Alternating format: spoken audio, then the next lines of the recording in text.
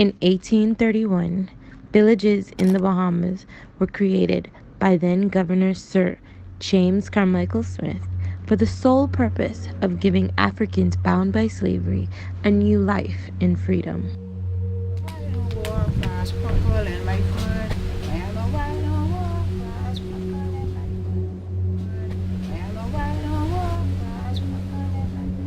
Adelaide Village was one of the many villages created, and it was named after the Queen of William IV.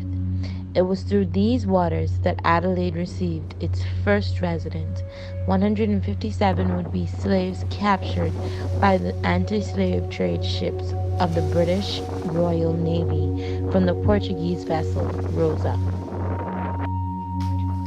Upon arrival to the shores of New Providence, the slaves and the British Royal Navy had to cut through many bushes and had created a bridge just to get into the undeveloped land. The newly freed Africans were given farming tools such as hatchets and hoes for cultivating purposes and also assisted in the building of their own homes. In 1834, the population in Adelaide grew when more Africans were freed from the slave ships Felicidad and Hebe by the Royal Navy. It's unsure as to which part of Africa they were captured from, but it is believed they originated from the Congo, the Gold Coast, and the East Coast of Africa. The residents of Adelaide began development of the land by creating homes suitable to the climate, made of wood and plaster with palmetto thatch. They later went on furthering the quality of their lives in the village by creating a hospital, an infant school, and also a chapel.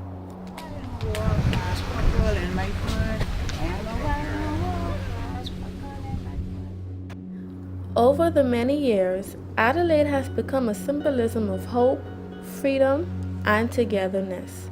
The historic strength of the first settlers of Adelaide has been passed down through the generations and can be clearly seen today. Adelaide Village went from being a community of so little to having its own community clinic that opened on November 20th, 2015, its own primary school, Adelaide Primary, whose attendants are 90% Haitian, and also its own church, St. James Anglican Church Parish. St. James Anglican Church plays a vital role in Adelaide Village. It is where the residents come together in worship, faith, and in support of one another. The current priest of the church is Father Toppin, but the very first priest was John Carroll in 1957. The appearance of the church when it first started was not the same as it is today. The grounds were very unkept, and the church was completely surrounded by bushes. As one of the members recalled, the church was so surrounded that members' clothing would sometimes be covered in prickles, and whenever they sat on the benches, they would immediately jump in pain because the prickles had stuck them. However, when Father Archer became priest, he eventually got everyone together and they groomed the churchyard, cutting down bushes, planting trees, and many other plants. Due to Adelaide being without power and water, the church could only hold service once a month. But now, since power and water are no longer an issue, St. James Anglican Parish has services every week. Whenever a community meeting is called, or whenever the residents of the village needs to be notified that someone has died, the church bell is rang. Life in Adelaide was not easy, but the resilience of the residents caused them to overcome any obstacle and lack. In speaking with a resident of Adelaide Village, she shed light on what it was like growing up there. She spoke on how the roads were narrow and undeveloped, and also how they lived without power and water for a very long time because they were neglected by the UPP, who saw them as animals and thought if they needed power and water, they could just use the sunlight and the ocean. She also mentioned that no one had a bathroom. Everyone in that time went outside in the bushes, and used sap tree leaves to wipe themselves. But when Sir Lyndon Pindon came into power, many things changed in Adelaide. He made sure that the streets were developed, that everyone had electricity and water, and he also made sure that everyone had access to an outside toilet.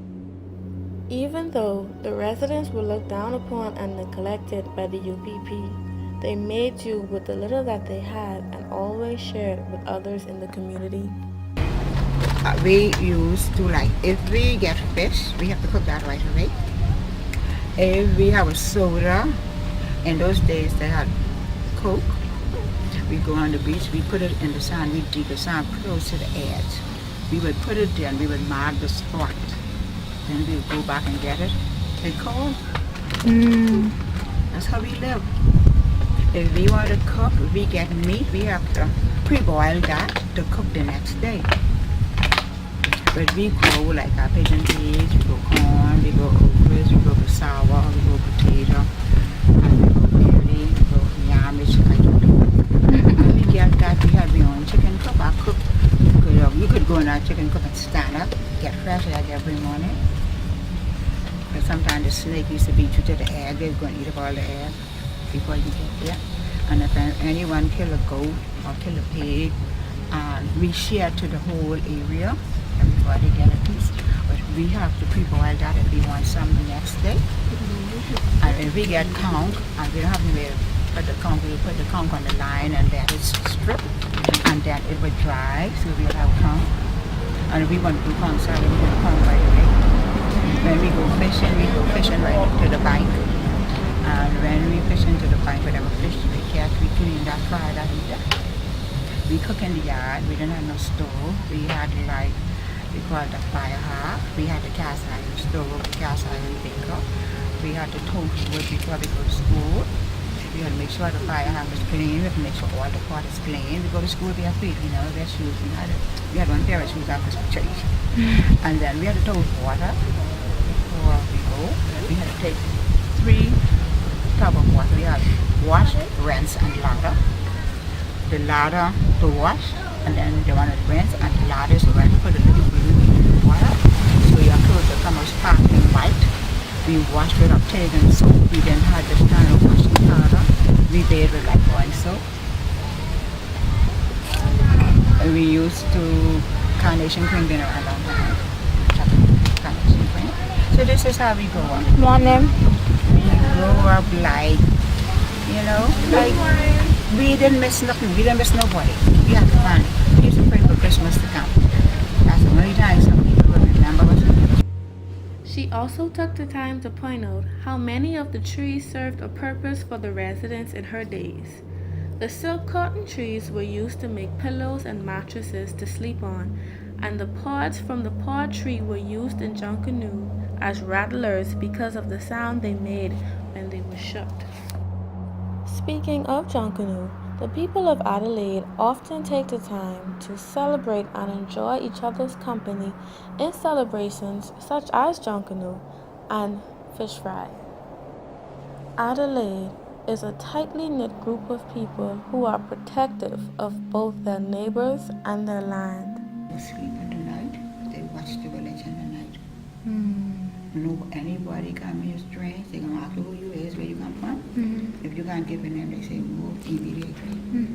That's the way our people work in those days. Any stranger come in, they'll talk to you where you come from. Do you have anybody here? If you said no, you have to move out. Adelaide Village has progressed so much since its start in 1831. What once was just an area of bushes has become a respected place of residency by the people who live there, with an historic background. A place that had no roads, running water, electricity, bathrooms, nor homes, today has that and so much more. From the clinic to the church and to their very own graveyard, Adelaide Village has become something out of the hard works, strength, and dedication of the people that reside there.